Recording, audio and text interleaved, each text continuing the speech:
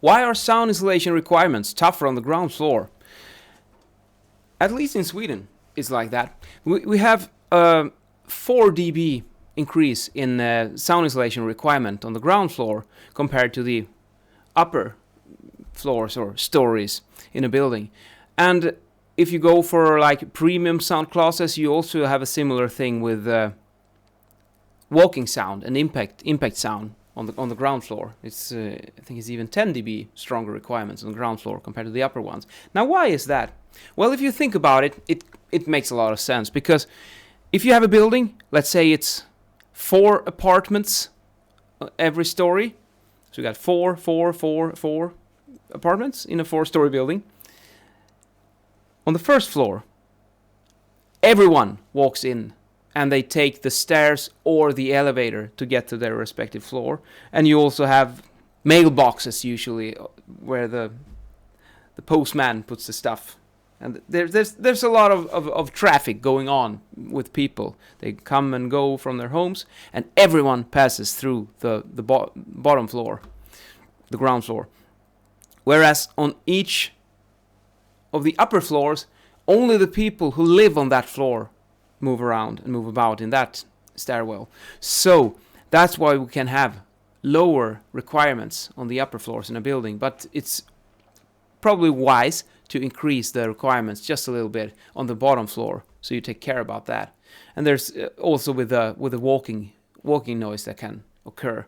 Now, usually I have a hard floor surface in the stairwells, and people, they wear shoes, so you can get this clackety sound from the stairwells inside the dwellings, and you don't want that.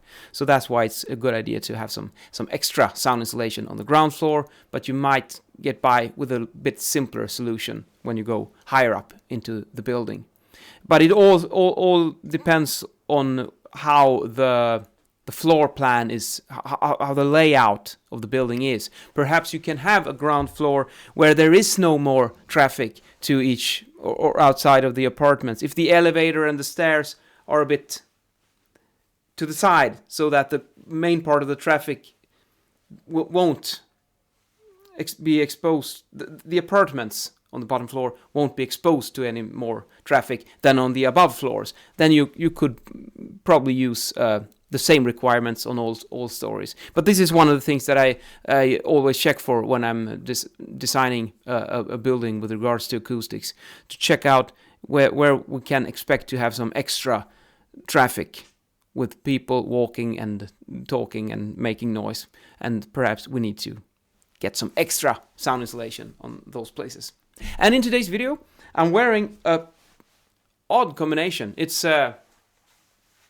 with odd, I don't mean the style is odd, but I mean the combination is odd because I'm using different fabric in my pants and my jacket. And this jacket is actually, let me show you. It's part of a 3-piece suit that I bought some years ago.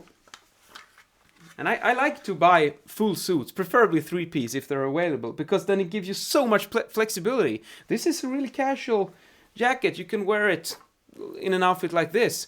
But if you want to, you can even dress it up with a 2-piece with the pants, or as a full 3-piece.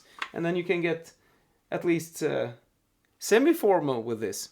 The cloth with a, what's it called, window pane, it's like a pattern on it, and the material makes it still a bit casual. It's a casual 3-piece suit, which might not sound that casual to some of you, but to me there are such a thing as casual suits as well, and this is a good example of one of them. So, see you guys later. Have a nice evening, or morning, or whatever. Ciao.